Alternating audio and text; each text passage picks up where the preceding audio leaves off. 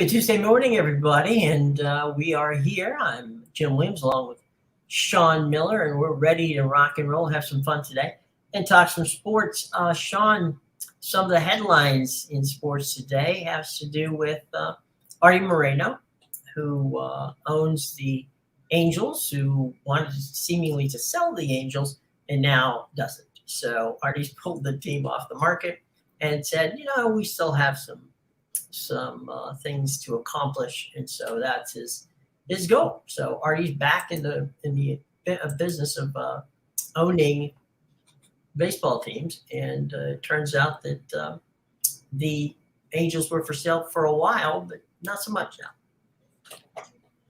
Yeah, I always find that interesting. Like, they're getting $2.5 billion offers for it. He bought it for basically nothing. So 300 million, 150 million or something. I was going to say, you couldn't get the shortstop on the team for the money that he paid for the franchise. Yeah, I don't really understand it, but, I guess he's got some ideas. I mean, they're not going to be able to sign, you'd think, Ohtani, but who knows? And Ohtani's a freak. I mean, that guy, think about this. You got Ohtani, Mike Trout, Anthony Rendon. You're now at those three players. Ohtani is free agent in next year. He's got $1 billion wrapped up in three guys if he goes the Ohtani route, and they still can't make the playoffs. I mean, it's baffling to me. Yeah. Look, I mean. And in fairness to him, it's not like Artie Moreno hadn't spent money. He spent a ton of money. It just hasn't gone it. Man, just in soccer right now. I mean, Chelsea sold because of they forced Abramovich to do it. But you see the other people now saying it's our time, and I just you got to time these things correctly, because if baseball goes in the tank in the next couple years. Maybe they're talking expansion when they should maybe be talking contraction. You just, I don't know. You lose $1 billion. I mean, I guess you still go away with $1.5 billion. But I always think, if that's your first, if your first thought is to, if you thought about it that long and decided to sell and it was on the market for that long, and then you're that second thoughts is maybe like hitting his price. Maybe maybe it's just cold feet, but it's just like, at that point, just sell it. I don't know what you're gonna do here. I mean, now all of a sudden, now if you go back and now you're gonna spend now if you don't, you're almost forced to spend money. I mean, baseball you are anyway, but you're almost forced to spend money on all these players because you've been doing it for so long, and the new owners were going to come in, and whenever the new owners come in, like Chelsea, they buy everybody under the sun and all this stuff. So now you're almost forced to spend like crazy money. I mean, Ohtani's going to be $500 million himself, and you can't just spend on Ohtani because you have to build a team around them. So now you're spending $1 billion here in the next, And I know it's not really his money, but at the same time, you could be sitting at home with $2.5 billion in the bank and just sitting on the beach or something like that. These people that are like this, they don't really they can't do that. Like if someone offered me $2.5 billion for my chickens outside, all of a sudden, I wouldn't go work tomorrow. I see ya. I think no, I would be gone. But I just the people I guess that get like that aren't like that. So they're not wired that way. Amedeus, how you doing this morning, my friend? I'm good. How are you guys? Fine. We were talking about ownership, and here's a quirky one, guys. This one kind of floated out, and that was Jeff Bezos wants to buy the Washington Commanders from Dan Snyder. Okay.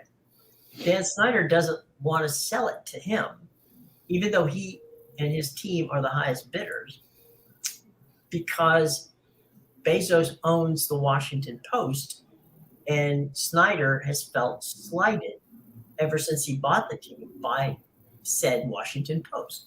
All right.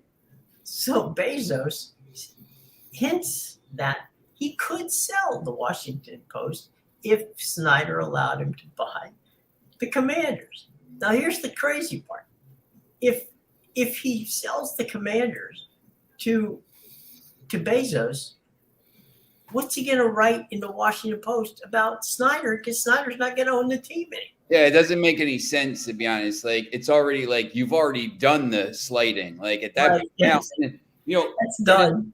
Not for nothing. Like, he shouldn't be able to own the newspaper that covers the team anyway, because I mean that it's all. I mean, it's all dodgy. Like that's. I don't know. I'm a media person, so when you have the media in the hands of like ever smaller group of people, I start to have problems with that stuff, because Well, it's not really a separation of church and state. Yes, there's but those lines have been blurred for a long time, and yeah. I mean, at the end of the day, what we're seeing now, and you guys know as well as I do, is you're seeing teams take over their own coverage, hiring a lot of the writers who used to write, about them for newspapers. They're now writing for their websites. So, what used to be the separation between the two, now, if you want to find out the most accurate information, you go to a team's website because they've got their own staff. Yep. Which, it's good for some writers that we know, but, and taking everything in-house makes sense because you control the narrative, right? Although I will say, kudos to the public, the group at Dallas where Dak Prescott was upset and blamed some of his teammates. And so the Dallas Cowboys Twitter feed mentioned that, perhaps Dallas could have won the game had Dak not thrown 2 interceptions. So you're looking at that and I'm like, wait a minute, where's this? It's the Dallas Cowboys, Twitter feed. So I don't know what's going on in Jerry's world, but that's a pretty interesting, setup, to be sure. Yeah, have your own social media director criticize you. Yeah. Maybe you lost some money on the game. Who knows? Yep. Or she, I don't know. But yeah, it's getting wild. Have you, the two of you guys, we're talking about buying and selling franchises. Have you seen any a time, I should say, when so many different franchises, both across the pond and in major soccer and others, and over here with major baseball, basketball, football franchises are up for sale? No, I mean, I think it's a mixture of the crazy money and then maybe all these billionaires know something about the economy that's coming down the road here. Not to go all conspiracy theory, but there's a lot of dodgy. The economy is not great. Middle of a recession, blah blah blah, all this stuff. So, when all the rich people start heading to the shelters, maybe something's on the horizon here. So that's something here that we Nothing wicked this way. We're all headed to everyone else here has to stay, and yeah, exactly. So I was about to say we're all headed to buy homes in Amedeus' neighborhood so that we can be safe from all the crazy here in the States. Yeah, you're not going to be any safer up here. Oh, okay, well, thanks. I greatly appreciate that. Andy Zimbalist, who is a sports economist professor at Smith College, and widely agreed to be the one of the sports economists that everybody goes to. As a matter of fact, Andy set the price on when Donald Sterling had to sell the Clippers. It was Andy who the NBA got to set the price for the auction, which Baltimore. But he bid $2 billion on something and he valued it 1.6 or 1.5. Anyway, and I asked Andy once, what drives somebody to want to own a franchise? He says only two things. One is ego, and the second is they're a fan. Because those are the only two reasons to own a sports franchise. Because it will, most of them will gain in value, but not all of them. And so if you're not, if your ego has to own something, then it's owning a franchise.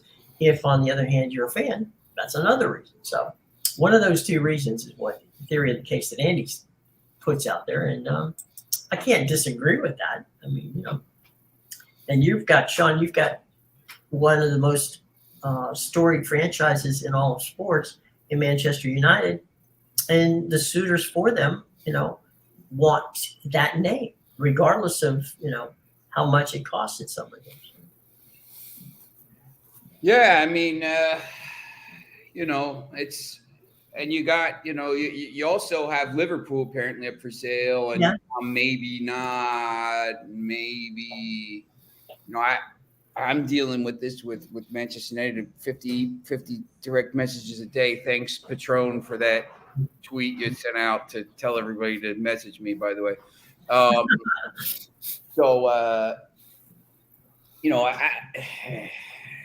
They're doing their due diligence, and they're the gold standard for these teams. I mean, they're the biggest. Look, I would say they're big machine. They're the biggest team in England. They're the biggest name for years. They're everybody's nostalgic. Blah blah blah. The first English team to win the Champions League. The Busby Babes and the Crash and the everything that goes around it. So they'll sell, but I think maybe once Manchester United sells, it'll be a thing for all these other teams. Maybe Artie Moreno says, "Man, Manchester United just sold for $6 billion. Maybe I should be asking $3.5 billion for the Angels, or all this stuff." I mean, I just don't think anybody's going to buy anything until this team is sold, because they're going to be the gold standard for all the rest of these deals. Now, if Chelsea got $3.5 billion for that dump of a stadium and that just dumpster fire of a team right now, then Manchester United, which is the stadium is twice as big, the global marketing thing is 20 times as big as anybody else in the league. They're going to be, if they go for $5.5 billion or whatever they go for, now all of a sudden you can say, all right, well, this is how much I should pay for Liverpool. This is how much I should pay for. So, I think once they sell, you might see some other teams. I mean, when you see the number that this team is going to sell for, if I'm some owner and I'm just like, man, I'm sick and tired of hearing we don't win anything ever. None of these teams, it's really hard to win these leagues. Mm-hmm. You think about like the NBA, a team like Sacramento owned by they owned by owners with a lot of money. I mean, they're good this year, but they've been terrible for 20 years. It's hard to win these leagues and win trophies. So, if you're doing this stuff and you're getting people in your ear all the time about this and we don't win anything, and you just see somebody sell for $6 billion, say, man, I could get $3 billion for my team and just get out and go live on a beach somewhere, I would start to think about it. If Amedeus, we know what franchise that if Sean had his right, he would own. Do you have a franchise out there, a dream thing that sometime you sit back and say, "Wow, it'd be kind of fun if I just owned this team"? I mean, that's a tough question. I don't really know what team. Maybe the Cardinals, because they've been making so many bad decisions for years. They need. I'm sorry, which Cardinals are we talking about? The Arizona Cardinals. Okay, the Arizona Cardinals, not to be confused. Yeah, just because I've watched them make so many bad decisions year after year after year. It's like It's almost like watching the MLS try to put a schedule together. At some point, you just want to rip your hair out and say, let me pick the player. Let me pick the coach. Because at this point, bringing in a coach for 2 years and then firing him and starting all over by drafting a new quarterback, it's not working. I think didn't Cliff Kingsbury decide that he's going to Thailand for a year? Yeah, he bought a one-way ticket to Thailand, and he should have bought one for Kyler Murray while he was at it. But, and then now you got Steve Keim joining Cliff in Thailand on that one-way ticket, which is finally a good thing for the Cardinals, Steve Keim. But, I don't know, maybe AC Milan too, because, that's my soccer team. And at least if I owned AC Milan, they play in a league that I deem not as competitive. So I think if I owned AC Milan, I could put together a good enough team to win that title. If I can simply just offer something to you here, I think it would be more fun to spend time in Milan than it would in Glendale, Arizona. I've been in both, and the food is much better in Milan. It's a much nicer city. Well, fashion capital of the world, of Italy anyway, and maybe the world. But one of them for sure. And Glendale, it's great if you like Taco Bell and all that good stuff. And golf. But otherwise, not so much. It's just outside Phoenix. And please send all of your letters on if you are a member of the Chamber of Commerce of Phoenix or Glendale to jimwilliamsmedia@gmail.com, because that stadium's out in the middle of nowhere, but that's where the Super Bowl's going to be played. So anyway, all right, AC Milan for you, and we know Sean would have his Manchester United team all set to go. So there you go. It's not a bad thing. But you bring up a great point with location, because it's the same for these players. Like I think a great example is the Coyotes in the NHL. Jesus, these guys play in the Sun Devils 5,000, the arena that holds 5,000 people. Yeah. So this is what I mean, though. Like the sport hasn't been popular out there for years now. They've been trying to fill the stadium. They've actually had to now move again and reduce the fans into the game. Right. And at some point, the Coyotes have been one of the worst teams in the league for a while now, but no amount of draft picks or even the owner with deep pockets isn't going to help this team, because players are going to look at it like, well, I don't want, if I'm one of the better players in the NHL, I'm going to look at it like, why do I want to go to Arizona? And first of all, I'm playing a cold sport, and that's a hot city. Obviously, doesn't matter as much, but at the same time, then you're looking at it like, okay, I'm playing in an arena with 5,000 people, and nobody's even going to come to fill the 5,000 seats. Right. So why the hell do I want to come play in this city? At some point, it's not the owners, and the commissioner. They can try so hard to market a team in a city, and sometimes it just doesn't work, and you're not going to get players in to that city. Yeah. I mean, you can look at Tampa Bay. I mean, they've sold out their arena, for a number of years. They won, 2 straight Stanley Cups, and they've got a franchise down there that people like to be part of. You go south 300 miles to Miami and go watch the Panthers play, and they're a fine hockey team. Nothing wrong with the Panthers except for one thing: it's out in the middle of the swamp. Okay, so I'm going to go out to the to the Everglades and watch hockey. What the hell? What bothers me about the Panthers is they've really found a way to fleece us Canadians. Because if you notice, when you're in that area of Florida, you'll see a lot of Ontario and Quebec license plates. Because I actually have a few friends that own houses down in Florida. It's just, it's cheap place to buy a vacation home for people up here. And so, a lot of Ontarians and people from Quebec drive down there to their houses. So Florida got smart. Any other day of the week you want to go watch a game, tickets are maybe like $20-$40. Mm-hmm.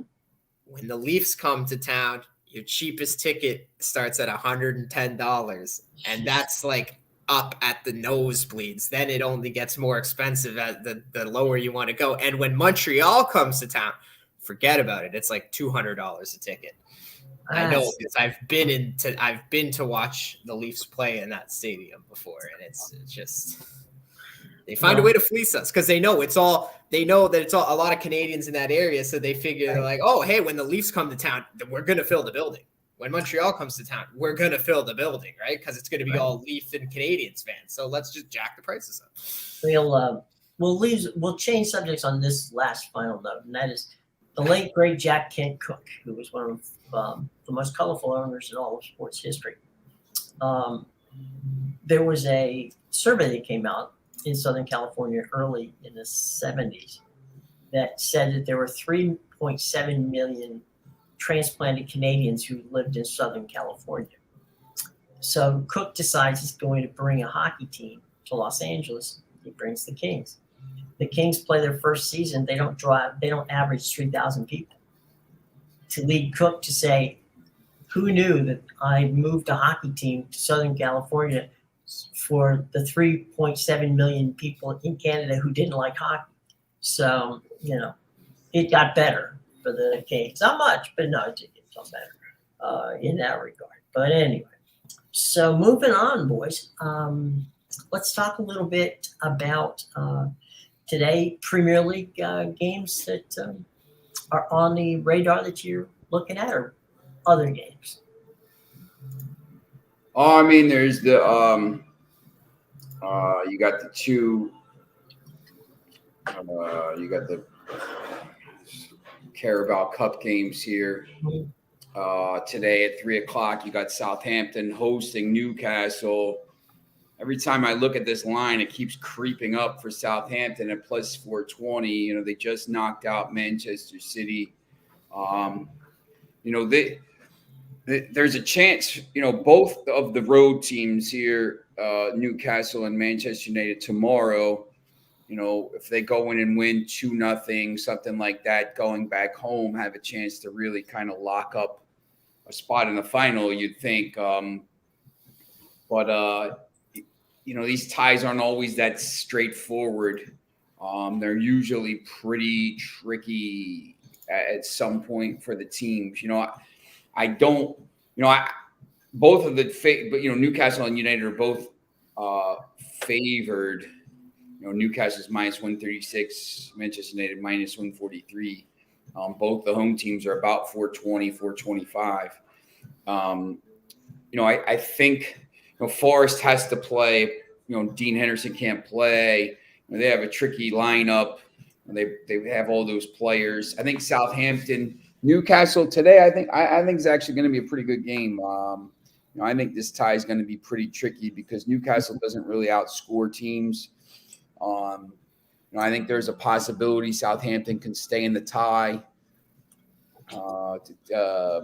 Amedeus, I don't know what you think about this. This to me, this one is a little trickier. I don't know if you agree with that. Yeah, the first legs always are a little trickier because you never know. Like Newcastle could come with the mindset like, let's go win it right now, and then we can just coast at home in the second leg, or they might decide we can coast and come away with a draw here, and then go smash them at home in the second leg. So it's always that's why part of the big reason why I hate cup matches is because there's always the questionable motivation, especially in these 2-leg ones. But I don't know. I was looking at the under in this game just because, Newcastle's problems with scoring, especially on the road. And then obviously their solid defense. I highly doubt Southampton is going to be able to score that easily in this match. But I look at the under and I want to take it, but then I think about the one motivation that, Newcastle could come out and say, let's just win it today. And then we can coast to a draw at home in second leg.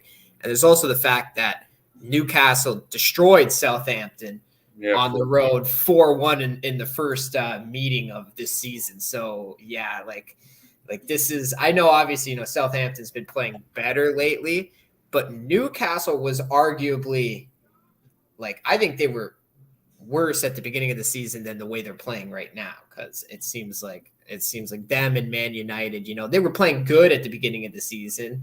But it seems like, those are teams that are really starting to round into shape now. To me, this has 1-0 Newcastle written all over it. Yeah, that's what I was thinking, right? If Newcastle wins, it's going to be a 1 or 2-0. It's, that's plus 510. Newcastle, 2-0 is 1-0. It's interesting in these games because, if Newcastle's up 1-0 in the 70th minute, what do? Do you go like I know what Manchester United's probably going to do in that thing. They're probably going to go for it, at some point. Like I don't know about Newcastle because their defensive record is so good.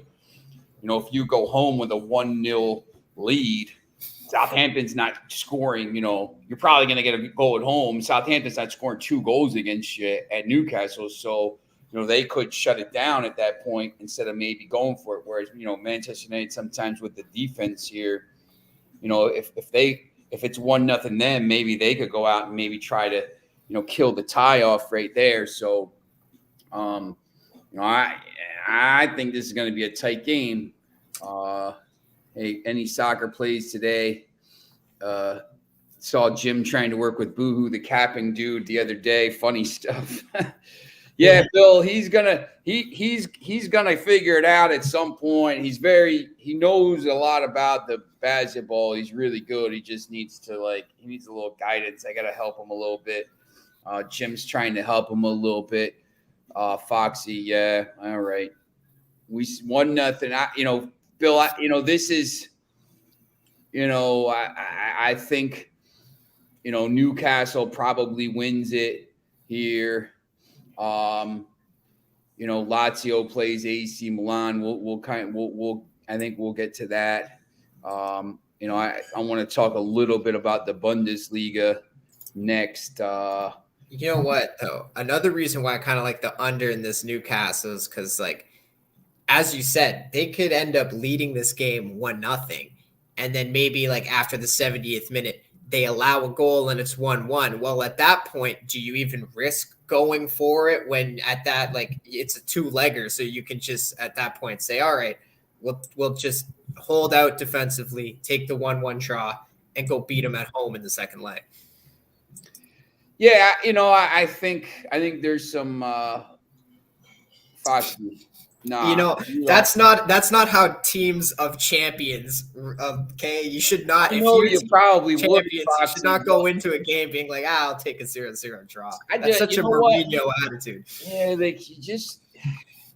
it's not Ted Lasso. Foxy, the only problem with that is what happens if you go home? I mean, I know anything could happen, but if you get a red card in the first 20 minutes, or what if you get I think you got to try to get. I think you got to try to get a goal here somewhere. I mean, try to get a goal, but look. I mean, yeah, if it's 70th minute and it's 0-0, I mean, maybe you just try to shut it down. I mean, you definitely don't want to lose the game at Southampton because then you give them all the motivation to go, and then they just need a draw. So, Foxy, how are you going to win titles with that attitude? Well, Foxy, look, he's a Newcastle fan. He doesn't really know 2-legged ties. He's not used to it. He's not a fan of it. They're never in Europe. So, he doesn't really know how these 2-legged ties work here, and they're never in semifinals. So, but hey, look, you're the richest team in the world, Foxy. You got to get used to it now at this point. You're going to be, you might be in some of these, knockout stage ties at some point soon because you're owned by the biggest, the richest people in the world. So you got to get used to doing it, But Sean, I actually saw something yesterday that you would love.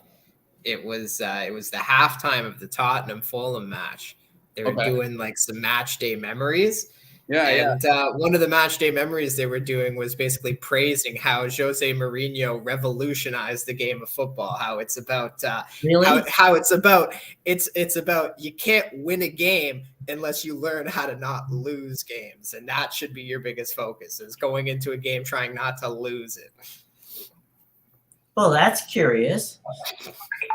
I know Sean loves that style so much. So when I was watching it, I instantly thought of him. I was like, oh, he would love this match day memories on how Mourinho revolutionized the game. I mean, the thing, when you go back to when you go back to his first year, he was ridiculous at Porto. When you go back to his first year, Chelsea allowed 15 goals in 2004, 2005. Remember, Arsenal had just won. They had just been the unbeaten team and blah blah blah, all this stuff. The Invincibles. Yeah, Right. I saw that match day memory all those too. dodgy decisions. But I mean, when you look at some of these other teams, Arsenal in 1999, they finished second behind United, the treble team. They allowed 17 goals. Liverpool in 2018, 2019, they finished second, 22, and United allowed 22 goals in 2008 when they won the Champions League. And they had 25 clean sheets that year. But everyone talks about them revolutionizing the game. Manchester United had 24 clean sheets twice. In 95, they didn't even win the title. And in 2008, 2009, they went to the Champions League final. That team was ridiculous, and they lost to Messi's Barcelona. So, I understand it. We haven't spent $1 billion over the last decade. We haven't even here we go. But you're going to be spending $1 billion very soon because you're the richest team in the world. You guys got to deal with the fact you're the richest team in the world now. You guys are a big club, man. You're a big club. You gotta be used to these ties, man. You're like Manchester City now. You should just come in, you're win the league, win Champions League right away. No excuses. Yeah, you're Manchester City. You guys are, or like Chelsea was in 2000. But look, I defense at the back. Well, I mean, look, the other thing too is I think everybody kind of forgets, how good that Chelsea team was, and but they made a couple semifinals. His Porto team won the Champions League, Europa League, and Champions League 2 years in a row. But look, I don't know. It's just not how when I coach, I'm attacked. So like, I don't, if I win the game, I'd rather win the game 4-3 than 1-0. So that's me. But because if I know if I can score goals at any point, I could probably get them at home too. So. You're like the Bayern Munich mentality. I don't need to play defense if I can score 6 goals. It's Why not is Manchester United and Liverpool desperate for takeovers? No, because they see how much money Chelsea just made for it, and they said, "Well, if Chelsea sold for you missed the opening of the show apparently. If Chelsea sold for $3 million or $3 billion with that dump of a ground and all that stuff, then Manchester United, the biggest money-making machine in the history of the galaxy, should sell for 6." So, I mean, that's, and plus, we have a history and all this other stuff. So we see all these other clubs that get bought with no history, Manchester City and Chelsea and all this stuff. And we say, well, we might as well sell them out too and make all our money. Bill, getting to these, let me pull these. The Bundesliga. I know you're dying to talk some Bundesliga. Right. Well, I do like one game here today. Obviously, Bayern Munich. I got a buddy that's on Cologne +2 and the money line all over Cologne today, and I don't know. What does he know? Here's what I for Bayern Munich. I think this is one of these games where you go over 3.5, over 4.5. I just think. Look. The other day was a tough game. It was a tough team they played. They won that game. They have to start ramping up here now. I just think the team is too good to do that. Let me see. Like I said, they played like crap, but they still won the game. Like the goal should have counted, and they probably go on to win that game. They got screwed because, for the same reason, Sean, that they allowed your Bruno goal with the Rashford being offside but not touching the ball. They did the same thing for Bayern, but disallowed the goal for that reason, that the player was offside even though he didn't touch it or even make an attempt on the ball. It was the most ridiculous thing I've ever seen. There's no consistency at all. Bill, is Nkunku playing today?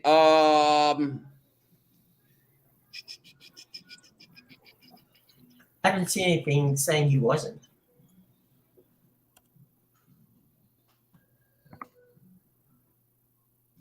You guys? Nkunku said to miss Bundesliga restart. Look, that was the other day. Face German champions Bayern Munich. Class comes too soon. I doubt it. It doesn't look like it, Bill. I would check. I mean, when you see what they're saying here, Galaxy is going to miss. I would probably say no, but maybe check right before. It doesn't really look like it. Let me look at this here and see predictions.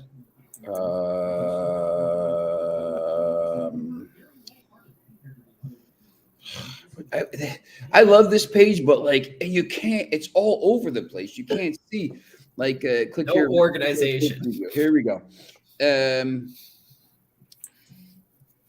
Maybe they should make you editor, Sean. Sean just needs to take over everything. He needs to take over Sports Mole, Man United, and the MLS scheduling, and then he'll be a happy camper.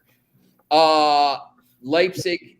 Are they playing? That's who they're playing. They're playing Leipzig. Leipzig's 182 here. That's interesing. Yeah, and they've been in great form too. It looks like he's not. Vardiol is back in the lineup.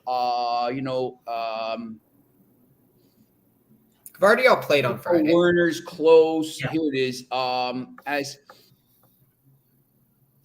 it looks like Nkunku's probably a little bit too short here. Schalke's not very good.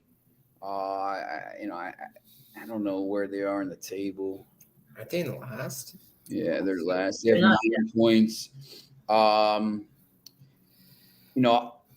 actually like this minus 182 a little bit, probably -1. Yeah, he's got Foxy. I think he's going to be back like soon. I think this one's a little too close after the other game. Bayern Munich, I think today, I like them a little bit here at the, let's see what the Asian line is, -2. Let's see what -1.5.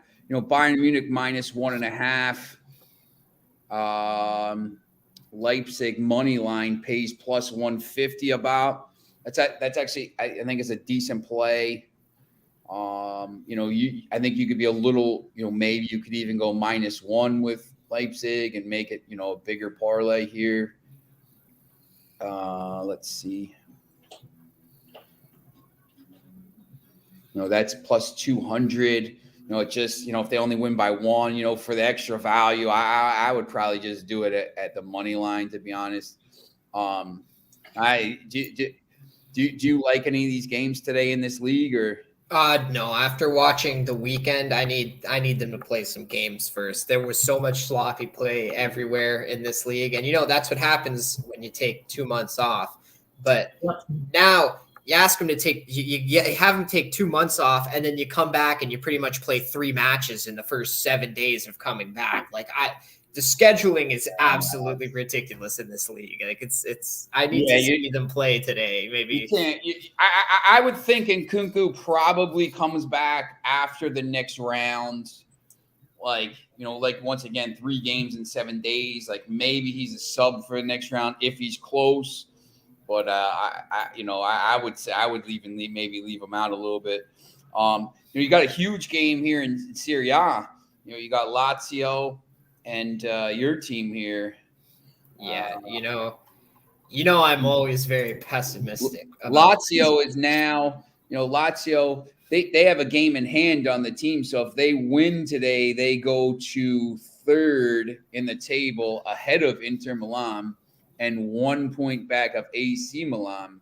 So, let's see what Sportsmo has to say. The thing is with AC Milan is like, they're the only team that can catch Napoli right now because they have a match in hand. So if they win today, they're only 9 points away. And, they still have a fixture against Napoli this year. So that's 1 loss. They just need to hope. Well, 9 points can be made up.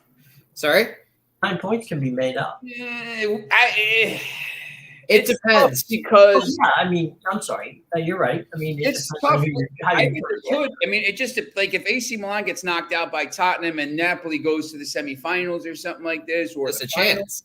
There's a chance, I think, because then the further Napoli goes, hey, you get so much money for making a semifinal of the Champions League. there's a chance.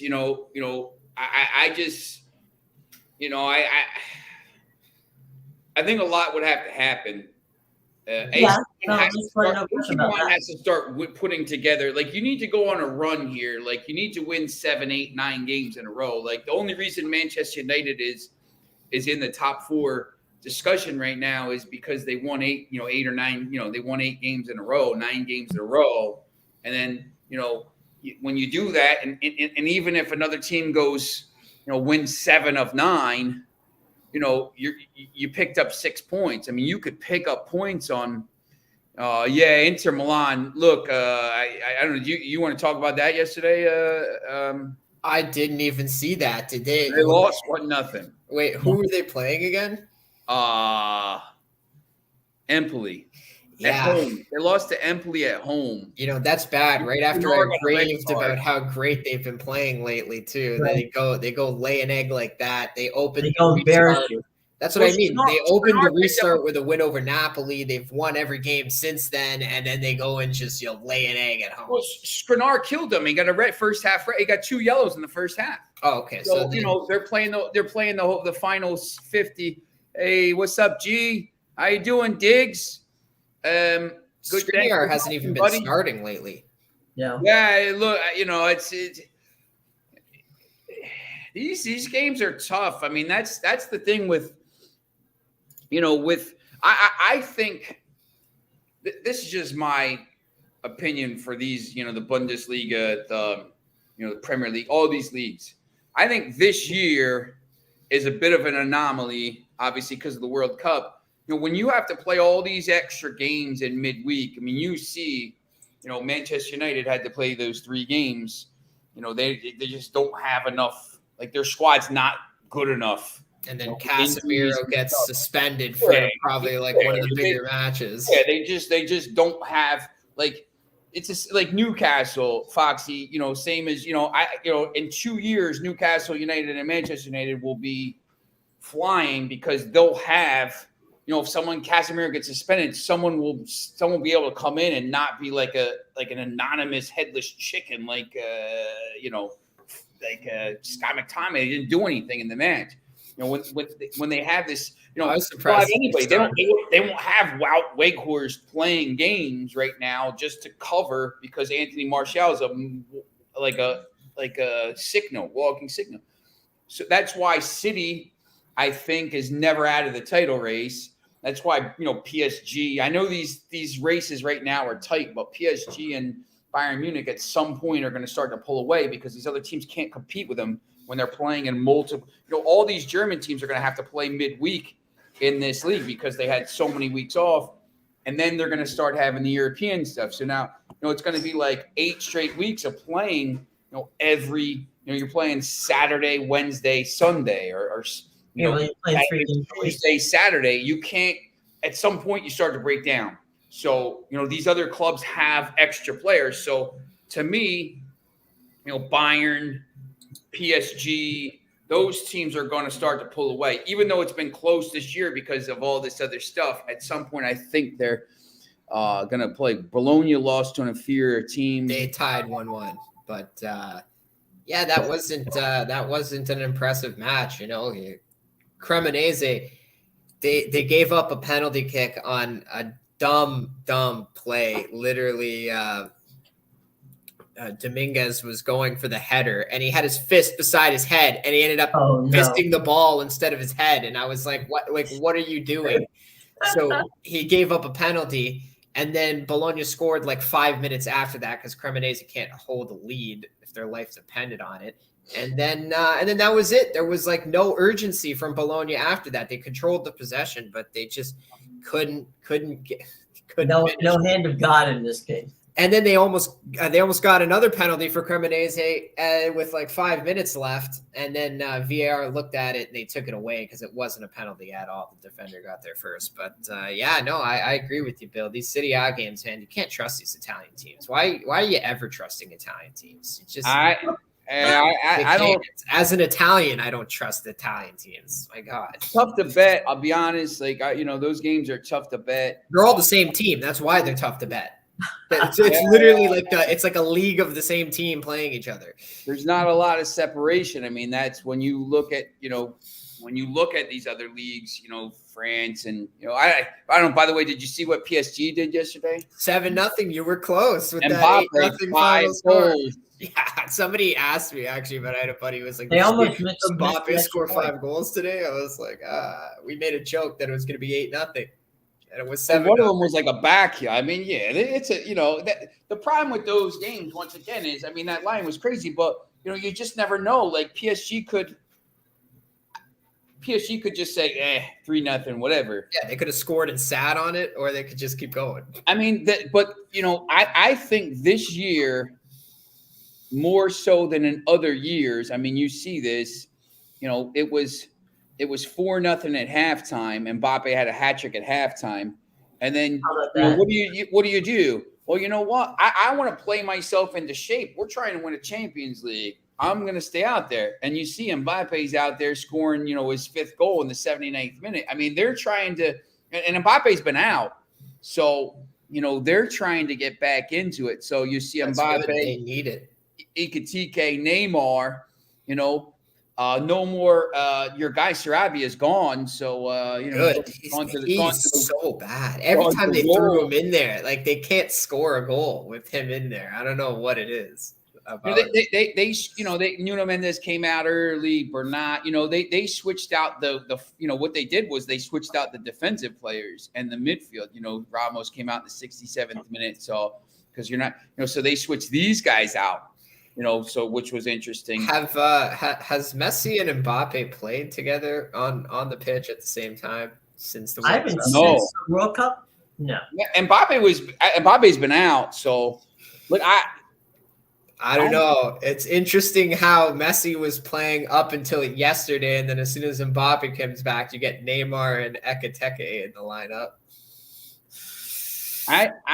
I'm telling you, I'm gonna something's up. Something's up. I don't know. I'm back in PSG. I think they win I think they win the Champions League. I just think Messi, he's gonna do it and he's gonna finish. He's having a Champions year. Is that what you're saying? Yeah. The Ballon d'Or, French League, Ballon d'Or. Yeah. Look, I mean, I think their tie with Bayern is a toss-up. Right now Bayern is -130 to advance in that, which to me is crazy because I think it's an actual toss-up, that tie. I don't know why. I don't think Bayern's any much better than them. No. Yeah, look, it's weird. That's the problem with this World Cup in the middle. I mean, it's just weird because all this stuff, and I think Messi had to be. Messi plays in Paris. You beat. Yeah. So, like, I know some of the other players were doing that stuff. I think Messi was. You hear about the rift between the South Americans and Messi, the French, and all this stuff. But some of the, I just remember hearing I forget, Teddy Sheringham didn't even talk to players on the Manchester United team when they won the Champions League. It's sometimes it fuels you because you're you want to out, Messi. Oh, I'm getting the limelight. All right, I'll score 5 goals. So it could fuel you, but it could also I don't. To me, I mean, I don't know if Amedeus, Foxy, whatever you want to chime in here. I mean, I don't think PSG should be plus money to advance against anybody. To be honest, at this point, I guess maybe Manchester City, but I mean. If anything, it should be like a -110 for each. Yeah, they're the second choice to go to win the tournament. I mean, and you're plus money. These odds are weird to me because if you see, the futures, they're both plus 700, but then to advance, Bayern Munich is -130. So then why are they both plus 700? Bayern Munich should be plus 650 then, and right. Should be plus 750. But I'm going to take a shot on PSG, I think, and Real Madrid. Yeah, and I kind of agree with you in the sense where Messi could be thinking I'm having a Champions year. He's got at the top of the world right now, And he's probably thinking of his own treble. I'm going to win the World Cup, the domestic league, and Europe with the Champions League. And that's probably all. And then obviously the Ballon d'Or. Yeah, they played when they battered the Saudi All-Stars the other day. On Thursday. Yeah. I was going to say, did anybody watch that? I don't even know what happened. No. I had no interest in PSG versus the Riyadh All-Stars or whatever it was. I watched AC Milan get destroyed in Riyadh. Oh, PSG won with the Saudi Arabia game. It was 5-4. So it's not bad. 5-4. But you know, Sean and Amedeus, you guys bring up a point, right? How many times have we seen in other leagues, whether it's NBA or or hockey or baseball, where there's been a team where a lot of guys haven't spoken to each other on the team, but they put together and they won. And I had one guy tell me one time with the Yankees when they were having success that sometimes there was 25 separate cabs when the game was over. That nobody they didn't stay around the clubhouse often. You mean so like LeBron and Russell? Yeah, even though there's a Messi and Mbappe on the same team, I don't know. I mean, maybe for a couple of months they coexist to both get what they want. Maybe. Yeah. I think I totally agree with that, and I'm with Sean in the sense where like PSG has the team to make a run. Like they, and it's you played together for the entire season before the World Cup, right? Okay. Mbappe, you don't need to be all like mad that you lost to Messi in the World Cup and all that. Like you just got to look at it like, hey, you're 36 years old and I won a World Cup 4 years before you did. Okay. And guess what? That was your last World Cup. I'm going to go on and win more than you. Just, like bite your tongue and go win a Champions League and the French title. And if you want to leave in the summertime, that's fine. But just put your head down and play right now, because you're going to be the one that comes out on top in the end. You're one of the best players on the planet. Right. Yep. So there you go, boys and girls. All right. Any final thoughts, boys, before we get out of here today? Go Southampton. Southampton, Nottingham. That's your Carabao Cup final. I saw Real Madrid play the last few games. Benji gets a lot of credit, well deserved, but I was impressed with Junior. Yeah, Vinicius is unbelievable. He's having a hell of a season. Haven't been an outright winner for a Champions League. I don't see value. I think Holland will be the difference for City. They'll finish the season strong and have a ridiculous squad. The only thing I say, Foxy, is if he does get injured, which he does at points get injured. Right. If he's injured for a key tie, and Pep is, how Pep is in those knockout stage games. Like they've had the best team for like 4 or 5 years now, and they haven't won anything. At some point they will. Well, maybe it's this year, but at plus 180, there's no value in it. So, and once they get through, they're going to be minus money in the quarterfinals. So it's not even worth it. I'm telling you, if you like the value, you take Napoli at the plus 1400 right now. They're going to skirt by. I forget the team they're playing in the first round, but they're going to skirt by this round of 16. And I'm telling you, they're having one of those years where they're going to go on a massive run. They're going to win the Italian league. They're going to win the Champions League. And then they're going to sell everybody in the summertime because their players are worth way more than what the team is right now. There you go. The sum of the parts. Okay. All right, boys and girls. Until tomorrow, we have some fun with some soccer today, and enjoy. Thanks for all the conversation, guys. And we're going to come back tomorrow and see if we can have a nice midweek situation. There's a lot of games played on the midweek, so we're going to check that out too. So until tomorrow, from Amedeus, for Sean, I'm Jim. Take care, everybody.